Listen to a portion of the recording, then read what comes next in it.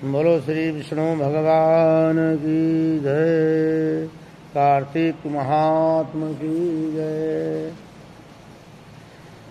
परिपूर्ण परमात्मा श्री नारायण जी के चरणों में बारंबार नमन।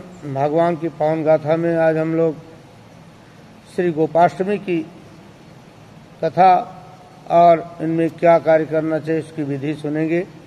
ऋषि लोग कहते हैं सूर्य जी से, यानी शौनकाद जो 88,000 महात्मा हैं वो सूर्य जी से पूछते हैं कि अब हमें गोपाष्टमी की कथा सुनाओ।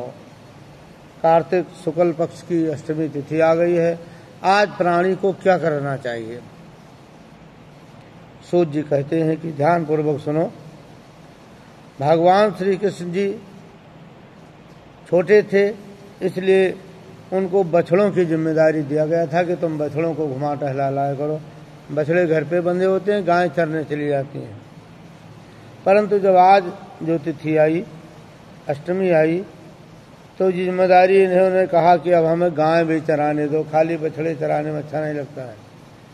तो आज के दिन माई गौ मैया को लेकर चराने जाने लगे थे, इसीलिए इस तिथि का नाम पड़ा गोपाष्टमी। इस दिन प्राणी के हर प्रकार की मनोकामना को पूर्ण करने वाला ये दिन माना गया है। आज के दिन प्राणी को गौ माता की पूजा करें, उनकी प्रदक्षिणा करें। हो सके टाइम है तो गौओं के आगे पीछे चलें कुछ देर। जितना ज़्यादा उनके संसर्ग में रहेंगे उतना ही लाभ होगा। भगवान श्री कृष्ण की अति प्यारी राधा जी के नाम पर जो राधा कुंड है उनमें स्नान करें, कृष्ण भगवान की पूजन करें, जो सभी प्रकार के पाप को दूर करने वाला है। कल की कथा में आप लोगों ने सुना था गुरु महिमा। जो भगवान की कथाओं पर विश्वास करता है, उनके मंत्रों पर विश्वास करता है, उनकी मनोकामना पूर्ण होती है और अपने गुरु के बतलाए हुए सन्मार्ग पर चलता है। और साथ साथ जिन्होंने गुरु नहीं बना रखा है वो भगवान को पूजा करें और निष्कपट भाव से, निश्चल भाव से उनसे प्रार्थना करें कि हे प्रभु, हमने जो भी जाने अनजाने में पाप किया है वो आप क्षमा करें और हमारी पूजा को स्वीकार करें, प्रार्थना करें। वैसे तो गुरु महिमा बहुत ज़्यादा कही गई है, रामायण में भी लिखा हुआ है कि बिनु गुरु भाव निधि तरहि न कोई, बिनु गुरु भाव निधि तरहि न कोई, जो बिरंचि शंकर सम होई। चाहे ब्रह्मा शंकर के समान कोई ज्ञानी ना बन जाए, परंतु गुरु जीवन में जरूर बनाना चाहिए।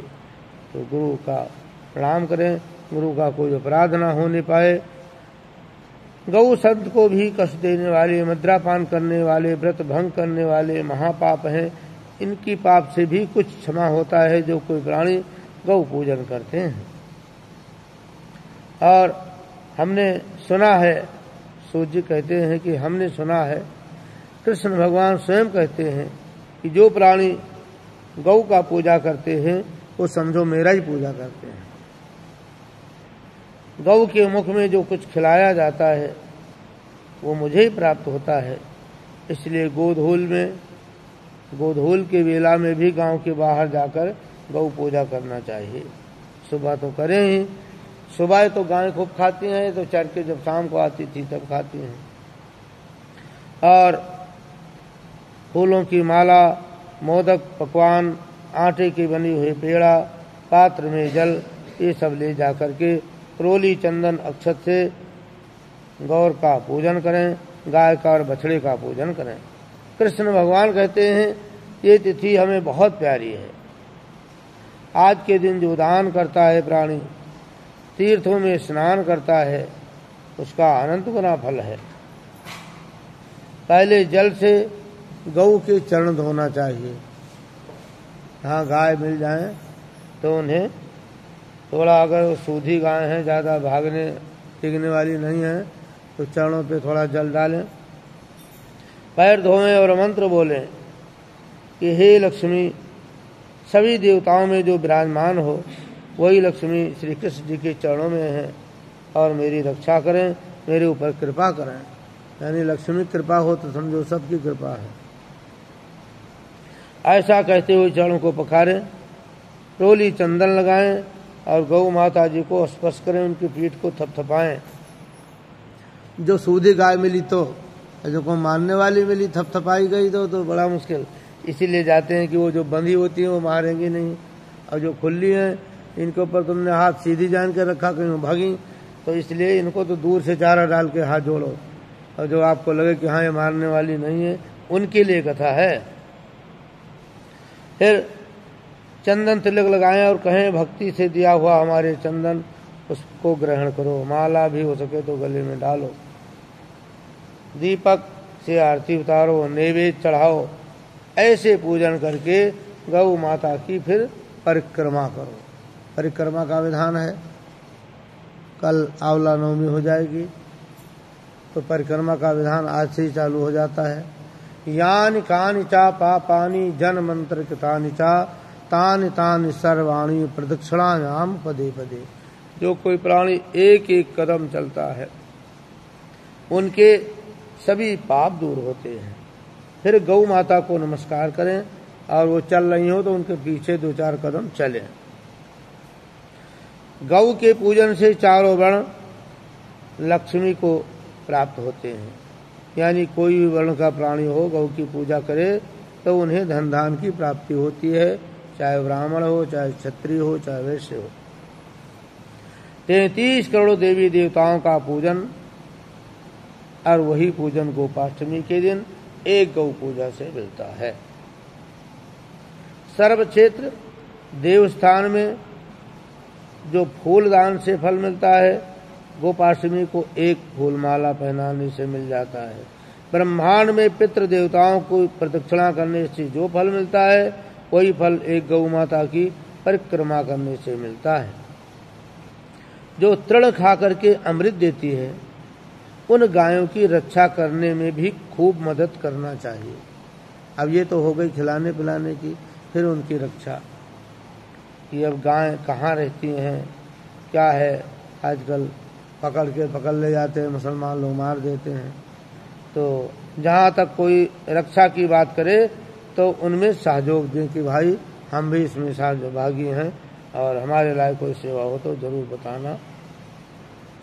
इस प्रकार उनकी रक्षा करना भी महापाप को दूर करने वाला है। जो कोई प्राणी ब्राह्मण को गौ दान करता है उनके सारे कुल का उद्धार होता है। कृष्ण भगवान कहते हैं गोपाष्टमी को ऐसा करने से वो प्राणी हमारे स्थान को ही प्राप्त होते हैं। इतना फल तपस्या बड़े बड़े व्रत करने से भी नहीं होता है। चंद्र सूर्य के समान अनेक प्रकार के भोग को भोग करके प्राणी अंत में मेरे धाम को आते हैं। और मानव का तन पाने के बाद में जो कोई प्राणी गौ माता की सेवा नहीं करता है और उनका अगर दूध लेता है तो बड़ा दोष बताया गया है। जैसे चाय तो सबको चाहिए आजकल, चाहे वो गाय को मानते हो चाहे ना, बस चाय, तो उनको अब ये नहीं सोचते कि ये चाय हमें दूध कौन दे रहा है। तो जहाँ से आ रहा है अगर उनके प्रति श्रद्धा नहीं है तो समझो उनकी चोरी कर रहे हैं। तो वही बात ये बता रहे हैं कि अगर कोई प्राणी गोपाष्टमी की तिथि के बारे में जो बताई गई इनमें से कुछ भी नहीं करता है, न गाय को कभी चारा डाला, न गाय को प्रणाम किया, न ही गाय के निमित्त में कुछ भी सेवा किया, तो उनसे अगर दूध लिया जाता है तो प्राणी 14 इंद्रों के राज तक उनको नरक मिलता है। यानी इंद्र की एक बार आयु होती है जब तक चारों युग बीत जाते हैं, ऐसे बार 14 बार जब इंद्र मर के जिए तब तक प्राणी को नरक में जाना पड़ता है। इसलिए इस तिथि का पूजन का विधान बताया कि अगर पूरे साल नहीं पूजा कर पाते हो तो आज के दिन तो जरूर करना ही चाहिए। गोपाष्टमी को सायंकाल के समय श्रवण नक्षत्र आ जाए तो जयंती योग बनता है, मुक्ति को देने वाला है। इसलिए इनकी पूजा का महात्म मैंने तुम्हें सुनाया। जो कोई प्राणी जान करके भी कि बड़ा अच्छा होता है, सुनते हैं समझते हैं, फिर भी नहीं करते हैं पूजा, वो अगले जन्म में वन में सर्प की योनि पाते हैं, गीद की योनि पाते हैं, कौवे की योनि पाते हैं और बाज की योनि पाते हैं। इसलिए महापातकी शरीर होकर के और अंत में नरक जाना पड़ता है। तो अवश्य गौ माता की सेवा करें, पूजा करें, उनकी रक्षा में हाथ बटाएं। गोपाष्टमी के दिन गौ का पूजन करने वाले प्राणी यमपुरी को छोड़ करके विष्णु धाम को जाते हैं। इसलिए जो कोई प्राणी श्रद्धा पूर्वक इनकी अर्चना करता है उन्हें हर प्रकार की संपदा प्राप्त होती है और लक्ष्मी जी उनके घर में हमेशा के लिए विद्यमान रहती हैं, क्योंकि महालक्ष्मी गाय के गोबर में होती हैं। पहले आपने सुना होगा गाय का गोबर कथा होती थी तो लाके उस लिपाई करते थे, फिर तभी वहाँ कथा पूजा होती। अब ये फर्श पड़ी इसमें गाय का गोबर डाल दो तो फिर पाइप से धुलाई करना पड़ेगा, तो वो सिस्टम चला गया। तो इसलिए गोमूत्र चल गया है। आप गोमूत्र बाबा रामदेव का ले आएं या किसी गौशाला से ले आएं, घर में रखें। जब भी आप घर के पोछा ओछा कोई मारता हो तो उसमें भी थोड़ा बहुत डाल सकते हैं। और जो जगह को पवित्र करनी है वहाँ गोमूत्र का छिड़काव जरूर करें। कान में दर्द होता है, एक बूंद कान में डाल लें, कान का दर्द दूर हो जाएगा। सुबह खाली पेट एक ढक्कन अगर गुनगुना पानी में गोमूत्र पीते हैं तो पेट की सभी बीमारियां दूर होती हैं। लेकिन गोमूत्र कहते हैं जो बछिया का अगर मिले तो उसका ज़्यादा महत्व बताया गया है। बाकी जितने गोमूत्र हैं इनको तैयार करके फिल्टर करके ठीक करके ही देते हैं। तो गोमूत्र की और गोबर की बड़ी महिमा कही गई है, उसमें लक्ष्मी जी का निवास होता है। तो सूत जी कहते हैं कि हे ऋषियों, इस प्रकार गोपाष्टमी की कथा हमने सुनाई। अब इसी गौ की सेवा में भी प्राणी का स्वार्थ छिपा होता है। अब जैसे जो गाय पाले हुए हैं वो तो मजबूरी से उनको खूब खिलाना पड़ता है, खिलाए ना तो दूध न दे वो, तो इसलिए उन्हें खिलाना पड़ता है। लेकिन जिनके पास ऐसा नहीं है वो भी जाकर के खूब सेवा करें और निस्वार्थ भाव से सेवा करें। एक व्यक्ति के पास में एक गाय थी और एक कंबल था, तो दोनों भाइयों में जो बंटवारा हुआ तो बोला कि हमें गाय चाहिए कि कंबल चाहिए।